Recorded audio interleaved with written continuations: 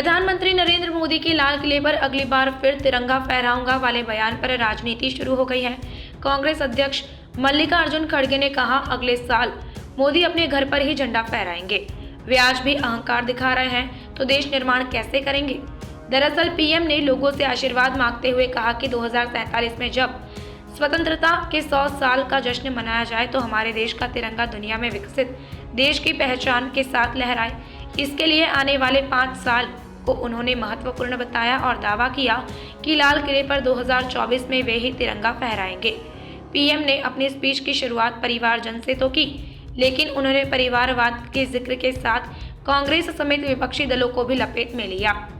उधर RJD supremo और बिहार के पूर्व सीएम लालू प्रसाद यादव ने भी खड़गे की बात दोहराई। उन्होंने कहा कि पीएम मोदी अगली बार झंडा नहीं फहराएंगे, इस बार अंतिम है, अगली बार हम आने वाले हैं।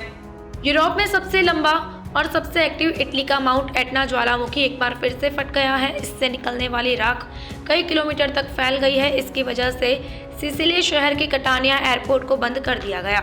यहाँ आने वाली फ्लाइट्स या तो कैंसिल हो गई या उन्हें डाइवर्ट कर दिया गया। इसके अलावा सड़कों पर राख बिछी होने की वजह से प्रशासन ने 48 घंटों के लिए मोटरसाइकिल और साइकिलों के इस्तेमाल पर पाबंदी लगा दी है। कार का इस्तेमाल करने वाले लोगों को भी अधिकतम 30 किलोमीटर घंटे की रफ्तार रखने का आदेश दिया गया है।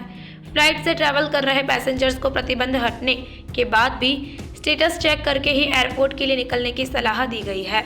रूस के मखाचकाला सिटी में मंगलवार को एक गैस स्टेशन में ब्लास्ट हो गया। हादसे में 30 लोगों की मौत हो गई। अब तक 102 से ज्यादा लोगों के घायल होने की खबर है। यह आंकड़ा बढ़ सकता है। रॉयटर्स के मुताबिक आग लगने की सूचना के बाद घटनास्थल पर फौरन फायर फाइटर्स को भेजा गया। करीब 3.5 घंटे की मशक्कत के बाद उन्होंने आग पर काबू पाया।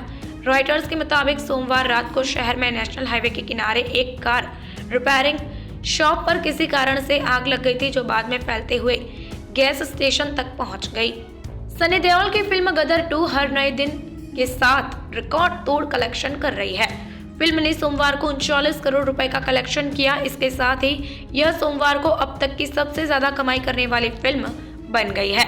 वहीं दूसरी तरफ अक्षय कुमार स्टारर OMG 2 का भी अच्छा प्रदर्शन जारी है। फिल्म ने रिलीज के चौथे दिन 12 करोड़ रुपए की कमाई की। इसके साथ ही इस फिल्म का टोटल कलेक्शन 55 करोड़ हो चुका है। यूक्रेन जंग के बीच रूस नई न्यूक्लियर सबमरीन्स बनाने जा रहा है। इन न्यूक्लियर सबमरीन्स को हाइपरसोनिक मिसाइल जिरकॉन से लैस किया जाएगा। इस बात की जानकारी रूस की सबसे बड़ी शिप बिल्डर कंपनी के हेड ने एक इंटरव्यू में दी है। ये इंटरव्यू सोमवार को रूस की स्टेट एजेंसी RIA में छपा है। यूनाइटेड शिप बिल्डिंग कॉरपोरेशन के CEO एलेक्सेई राखमानोव ने बताया कि प्रोजेक्ट यासेन M के तहत बनने वाले मल्टीपर्पज न्यूक्लियर सबमरीन को जिरकॉन मिसाइल सिस्टम से लैस बनाया जाएगा। इसके लिए काम भी शुरू हो गया है। ऋतिक रोशन और दीपिका पादुकोण स्टारर फाइटर का मोशन पोस्टर रिलीज हो चुका है।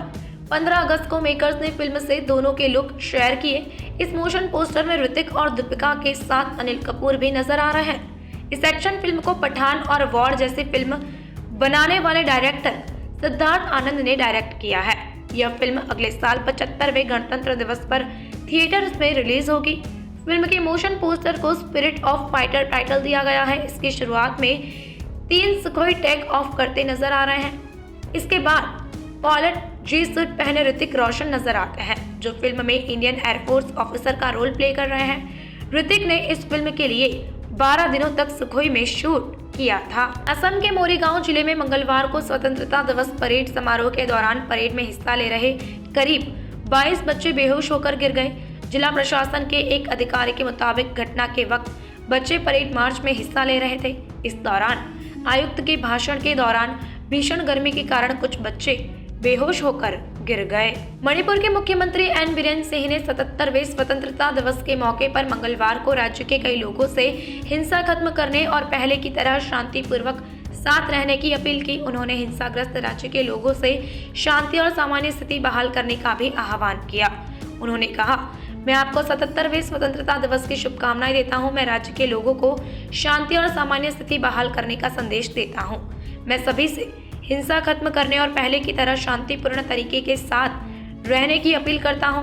स्वतंत्रता दिवस की शुभकामनाएं देते हुए मुख्यमंत्री ने कहा, राष्ट्रीय ध्वज एकता, विविधता और प्रत्येक नागरिक के बेहतर भविष्य के लिए हमारी अटूट प्रतिबद्धता का प्रतीक है।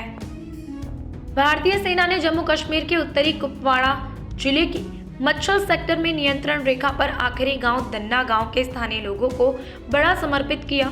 दरअसल इस साल के स्वतंत्रता दिवस से पहले भारतीय सेना ने मच्छल सेक्टर के एलओसी पर स्थित दन्ना गांव के स्थानीय लोगों को मच्छल नाला पर एक पुल समर्पित करके उपहार दिया। रक्षा प्रवक्ता ने इसकी जानकारी दी। रक्षा प्रवक्ता ने बताया कि 115 फीट लंबे पुल का नाम वीर चक्र स्वर्गीय मेजर भरत सिंह की याद में भगत ब्रिज रखा गया है, जिन्होंने 1965 के युद्ध में इस क्षेत्र की रक्षा करते हुए अपने प्राण न्यौछावर कर दिए थे। दन्ना गांव को भारत के वीर सपूत की याद में भगत गांव के नाम से भी जाना जाता है। पुल के उद्घाटन का रिबन मियां गुल खान ने काटा गया। पूरा देश जब देश की आज़ादी के जश्न में 15 अगस्त को डूबा हुआ है, तब भी पश्चिम बंगाल में चुनावी हिंसा हो रही है। आज़ादी की पूर्व संध्या पर नदिया जिले के नक्काशीपाड़ा इलाके में कांग्रेस कार्यकर्ताओं को जान से मारने की कोशिश और पूरे परिवार को मारने पीटने का आरोप सत्तारूढ़ पार्टी तृणमूल कांग्रेस के कार्यकर्ताओं पर लगा है।